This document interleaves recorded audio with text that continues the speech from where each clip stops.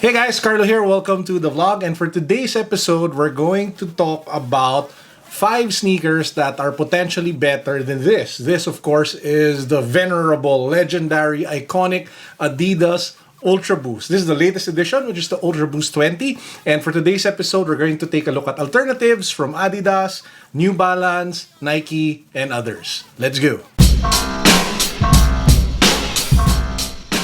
By the way, just in case you guys haven't subscribed yet, we are doing a giveaway of Yeezy-inspired masks as well as extra shoelaces and sneaker cleaners. So subscribe now, follow me on Instagram, like my Facebook page, join our Facebook community, and then click the link down below in the description box for the rest of the mechanics. Good luck! The first sneaker that is more comfortable than the Adidas Ultraboost is this. This is the Adidas Yeezy 380.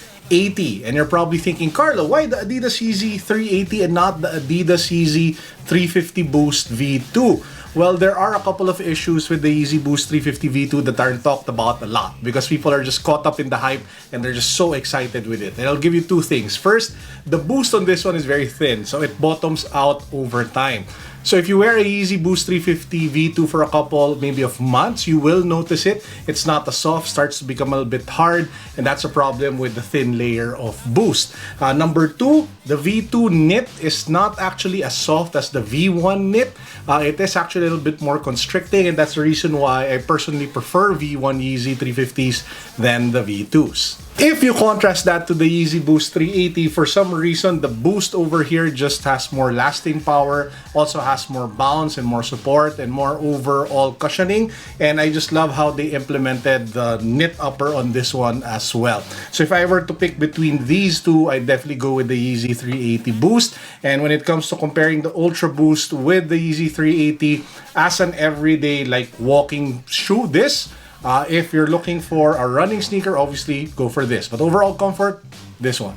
My second sneaker that's more comfortable than the Adidas Ultraboost is this, the New Balance 990. And to give you guys an idea how much I love the 990, I have a couple. This is, I think, the V4, V4, V5, V5, V5, 991, 997, 997, and another V5. I just love the 990 New Balance mainly because it is just far more stable and far more long-lasting and less fatigue compared to the Adidas Ultraboost. I mentioned it in my review of this one when I compared both sneakers that the 990 V5, in my opinion, is just a more well-rounded sneaker. I mean, it's not as cushiony soft, it doesn't have the same energy response, but if you want a sneaker that you can just wear an entire day and you won't get foot fatigue or injuries, this is the one that I would go for. I just love the 990 V5 so much, V4s as well,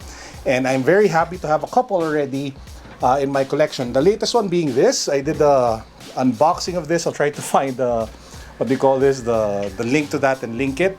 This is the Engineered Garments New Balance 990. Looks really good. Love the contrast of colors on this one. So again, guys, that's the second sneaker for me that's potentially better than the Ultraboost in some ways, the New Balance 990 V5. Before we continue with my third, fourth, and fifth pick, let me just remind you guys that when it comes to picking the sneakers that I feel are more comfortable, I take a look at support and stability, sometimes even more than cushioning or it being soft, mainly because I have wide and flat feet. So if I don't wear stable shoes, my tendency is my ankles would either roll inward or outward. I'd be off balance and it's not nice. So that's why for me, when I look for good shoes, stability is really a premium for me. So with that said, let's get to the third sneaker pick. Now for my third sneaker pick, you're probably thinking it's another Boost equipped shoe, might be the Yeezy 350 V1, or maybe it's this 4D sneaker over here that's not really comfortable at all. Actually, it's this, and this might be a controversial pick because not a lot of people like it. In fact, a lot of YouTubers didn't give it rave reviews, but I personally love it. This is the Nike Air Max 2090. And the reason why I love this sneaker so much is that unlike the Air Max 270 React, where it was just so much more bouncy and cushioning, this one puts a premium on stability and ground feel. So the foam is not too soft, the air unit over here is not ridiculously mushy, and you just get a more well-balanced, well-rounded feel with this sneaker. And the great thing about this one, obviously, is that it also looks good. I mean, I love the futuristic vibe. And if you're into customization, they actually are offering this already for Nike by You on the Nike Philippines website. So you can customize this to whatever you want it to look like. With the colors, you can even put your initials at the back. So again, this is my third pick, the Nike Air Max 2090. I'll put a link to the review of this one down below. I hope I remember. Fingers crossed. If I don't, just search for it on my YouTube channel. Ba-bam! Before we move on to number 4, let me just plug. I was talking about the Nike Air Max 270 React. I did a Nike by You custom of the Nike Air Max 270 React ENG. This is it. So I picked the color blocking, I picked the styling. It actually says 7 to 1 at the back. Which is the mantra that I embrace. 8 a.m. to 5 p.m. build your career, 7 p.m. to 1 a.m. build your dreams, that kind of stuff. So yeah, this is a really nice sneaker. Did a custom of it. If you guys want to see my unboxing, I hope I remember, fingers crossed, to put the link down below. If not, I'll put the link somewhere here. So check that out after watching this video. Number 4 might also be controversial because not a lot of people will agree. But hey, this is my list. This is my opinion. Everybody's free to give their own opinion and their own take. Very personal, very subjective.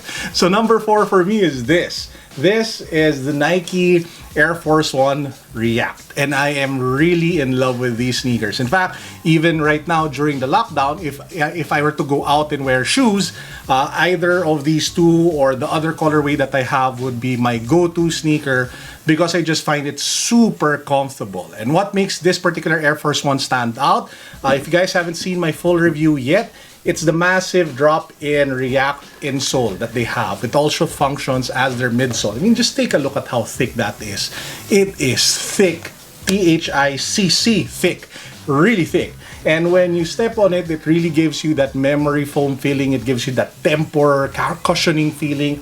And I just love it. And also, unlike the typical Air Force 1 leather, this one is a little bit lighter and more cooler because it doesn't use all leather for the upper. It actually has some sort of mesh construction along the side as well as the tongue tab. So that makes it a bit more lightweight, flexible, and breathable. So that's number 4, the Nike Air Force 1 React. Watch out for a custom version of this that I'm having made. I will be unveiling it very soon. And just like that, we're down to number 5. The last sneaker that I feel is, well, better than the Adidas Ultraboost in some aspects.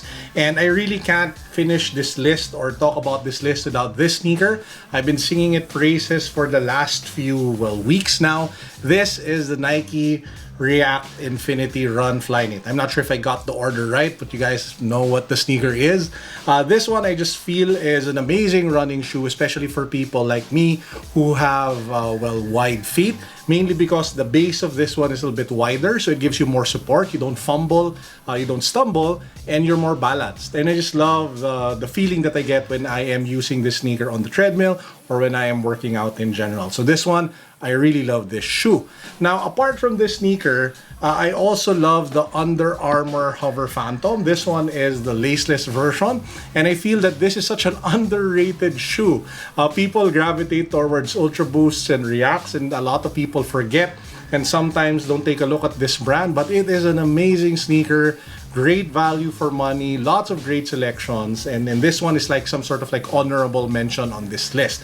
And speaking of honorable mentions, I have 2 more that I want to bring up. This one should be part of the list, and I just didn't put it in the list because you guys would expect it, but it is obviously part of the list because it is one of my favorite shoes ever. Of course, this is the Nike OG Presto. The Presto in general, the OG Presto for me, is an amazing sneaker because it stood the test of time. Came out early 2000, and then it's already 2020 and it is still comfortable AF, and it can stand toe-to-toe with the very best sneakers that you can find today. This one is just a more stylish, updated version because, of course, of collaboration with Virgil Abloh. And lastly, I have to give a shout out to this. This is the ASICS Gel Light 5. This one is actually a collaboration with the local sneaker shop Commonwealth. and it is really comfortable as long as you have narrow or normal sized feet. So for this to work for me, I have to take out the insole, kind of lessens the comfort a bit, but despite that, I still love wearing it. So that's like another honorable mention. And the last honorable mention is the Adidas Pure Boost. Some people actually prefer the Pure Boost over the Ultra Boost, primarily because the base is wider, especially if you get the first wave of Ultra Boosts, not the Pulse Boost or the HD Pure Boost, just the Pure Boost, because the base is wider and the boost is more evenly distributed. So some people feel more support, more stability when they wear that, as opposed to the funky Ultra Boost 20s. And that pretty much rounds up our list of 5 amazing sneakers that can be considered better than the Ultra Boost in some aspects. What about you guys? What do you think is a better sneaker compared to the Adidas Ultra Boost? Now, obviously, I left a lot of sneakers out. This is only based on the collection that I have, and there are a lot of other running sneakers to consider, from Brooks, from Hoka, and a bunch of other brands that I wasn't able to cover anymore. But I'd love to hear from you. Let me know what you think in the comment section down below. And to wrap up our vlog, I just want to let you guys know that the next vlog will be a Q&A vlog. So if you guys want me to answer some of your questions, please head on over to my Instagram account, hit my IG stories. I have a questions IG story there. Just leave your question. I'll probably pick anywhere from 10 to 20 questions and I'll answer them in the next video. So if you have questions, now's the best time to do so. I'll do a Q&A. And with that said, I hope you guys are all doing fine. As usual, I'm praying for all of you. God bless all of you. Peace. What's up? Boom.